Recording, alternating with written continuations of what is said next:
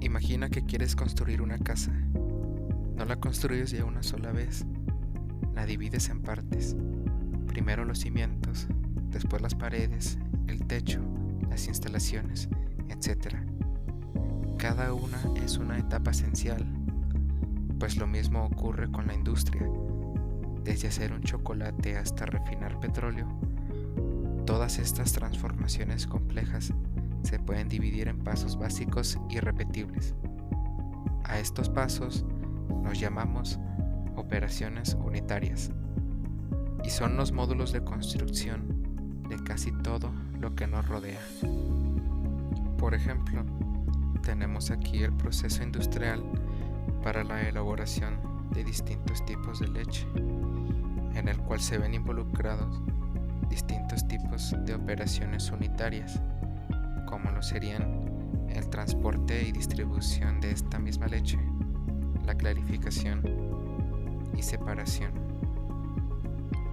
Pero, ¿y qué es una operación unitaria? En ingeniería química, una operación unitaria es un paso básico donde se produce un cambio físico o una transformación química en los materiales, pero su magia está en que son universales. La clave de las operaciones unitarias es que siguen leyes físicas universales, como lo son la conservación de masa, transferencia de calor y movimiento de fluidos. Pero no siempre se pensó así sobre las operaciones unitarias. Antes del siglo XX, cada industria, como lo es la cervecera, textil o química, se veía como un arte propio, con sus propios secretos. Y no fue hasta 1916, con la aparición de Arthur Little, quien propuso el concepto de operaciones unitarias, el cual los definiría como distintos procesos industriales que compartían etapas físicas comunes. Después tendríamos la consolidación, que se daría en 1923, en la que Walker y Lewis unificarían todo. Demostraron que industrias aparentemente distintas se basaban en las mismas operaciones unitarias, gobernadas por las mismas leyes de la física y la química. Y es justo en este preciso momento donde se da el nacimiento de la ingeniería química como disciplina científica moderna, separada de la química pura. Hoy organizamos estas operaciones en grandes familias, según el tipo de cambio principal que realizan. En primer lugar, tenemos a los procesos de flujo de fluidos. Esta familia se ocupa del transporte y manejo de fluidos, ya sean líquidos o gases, y de cómo interactúan con sólidos. Como primer ejemplo, tenemos al transporte, como lo podría ser el petróleo crudo a través de un oleoducto de miles de kilómetros. Tenemos también a la filtración, como lo podría ser la filtración de un café matutino, donde el agua pasa a través de los poros de un filtro, dejando atrás a los granos molidos. Y por último tenemos a la fluidización, la cual es un fenómeno mágico donde un gas hace que partículas sólidas se comporten como un líquido burbujeante, permitiendo mezclas y reacciones muy eficientes. Por otro lado, tenemos a los procesos de transferencia de calor. Agregar o quitar energía térmica es fundamental para cambiar estados, acelerar reacciones o conservar productos.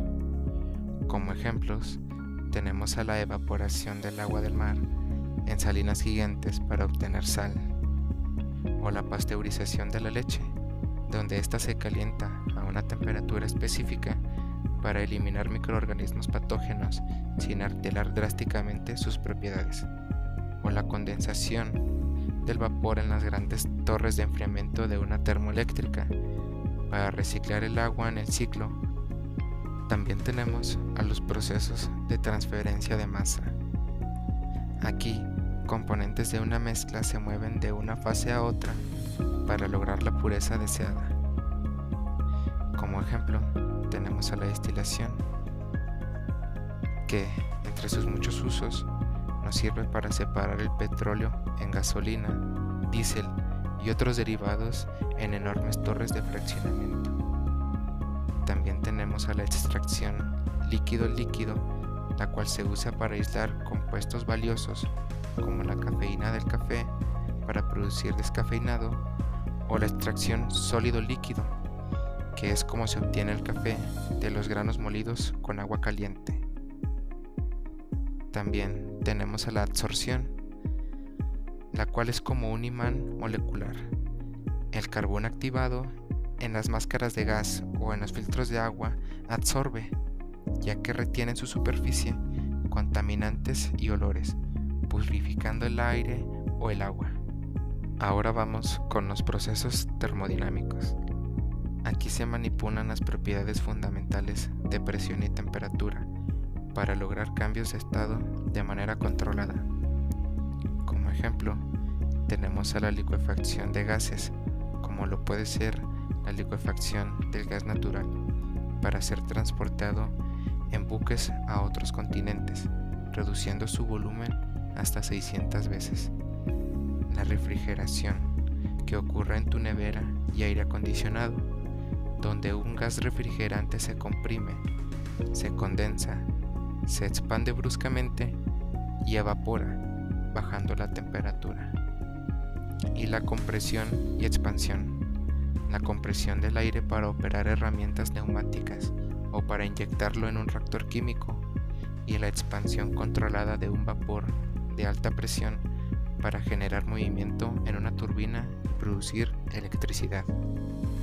Por último, tenemos a los procesos mecánicos, en los cuales se refleja una acción física pura sobre materiales sólidos, cambiando su tamaño, forma o transporte. Como ejemplos tenemos a la reducción del tamaño, como lo puede ser en la trituración de rocas en una mina para extraer minerales, o la molienda del trigo para obtener harina en un molino. Tenemos también al tamizado y cribado. El tamizado, por ejemplo, para separar la harina fina del salvado, o el cribado en una obra para clasificar arena o grava por tamaño para el concreto.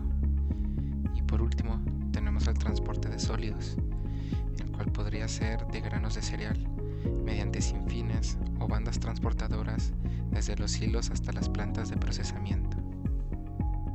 En la vida real, estas operaciones se ensamblan como un tren. Primero, operaciones de acondicionamiento, como lo podría ser el moler o calentar. Luego, a menudo una reacción química, un proceso unitario. Y finalmente, operaciones de separación y purificación, para aislar el producto deseado. Así que, la próxima vez que tomes un medicamento, uses combustible o bebas una bebida, piensa que detrás hay una coreografía de operaciones unitarias.